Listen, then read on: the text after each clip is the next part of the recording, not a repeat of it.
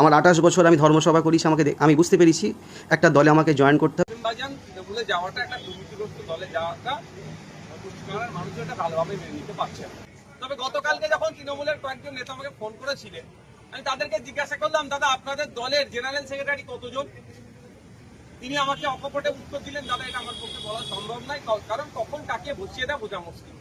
তারপর অনেক ভাবনা চিন্তা করে দেখলাম, এই প্রশ্নটা যদি মমতা ব্যানার্জিকে করি, এই প্রশ্নটা যদি সুব্রত বক্সী মহাশয়কে করি যে স্যার আপনাদের দলের মোট জেনারেল সেক্রেটারির সংখ্যা কত, উনি আমার মনে হয় 5 মিনিট মাথা চুলকাবে, তারপরে হয়তো এক্সাক্ট সংখ্যাটাও বলতে পারবেন না। মানে যাকে মনে হয় সকাল সন্ধ্যে ধরে বসিয়ে থাকে, একটা পোস্ট বাকি সব ল্যাম্প পোস্ট।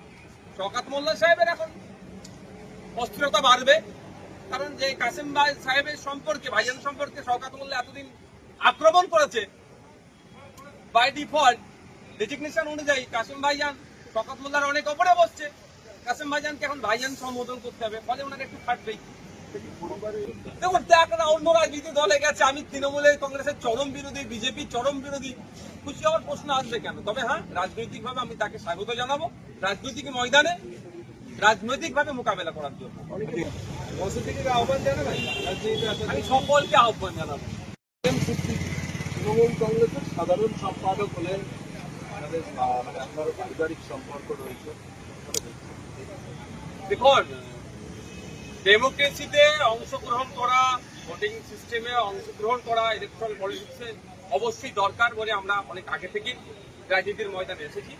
আস্তে আস্তে আমার পরিবারে অন্যান্য আরো যারা পিছিয়ে যারা আছে তারা আসছেন, এটা আমি স্বাগত জানাচ্ছি। তবে ব্যাপারটা হচ্ছে, দল চয়নের ক্ষেত্রে একটা দুর্নীতিগ্রস্ত দলকে চয়ন করে ফেলেন, ফলে এটা নিয়ে অনেক সমালোচনা হচ্ছে, আলোচনা হচ্ছে, এটা নিয়ে অনেক চর্চাও।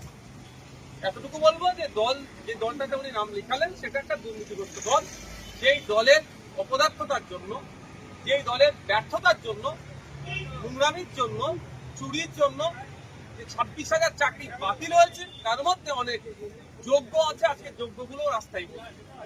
যেই দলের জন্যই আনিসকে খুন হতে হলো, যেই দলের সর্বোচ্চ নেত্রী বলেন যে ওয়াকফ নিয়ে আন্দোলন করতে গেলে দিল্লিতে গিয়ে আন্দোলন করতে হবে, সেরকম একটি দলের নাম লিখানোর জন্য উনি একটু সমালোচিত হচ্ছে।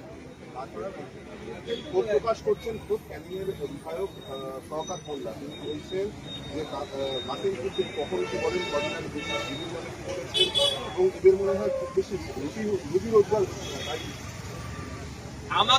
আমাদের গুটি কয়েক তৃণমূলের কিছু বিধায়ক নেতারা আছে, সৌজন্যতার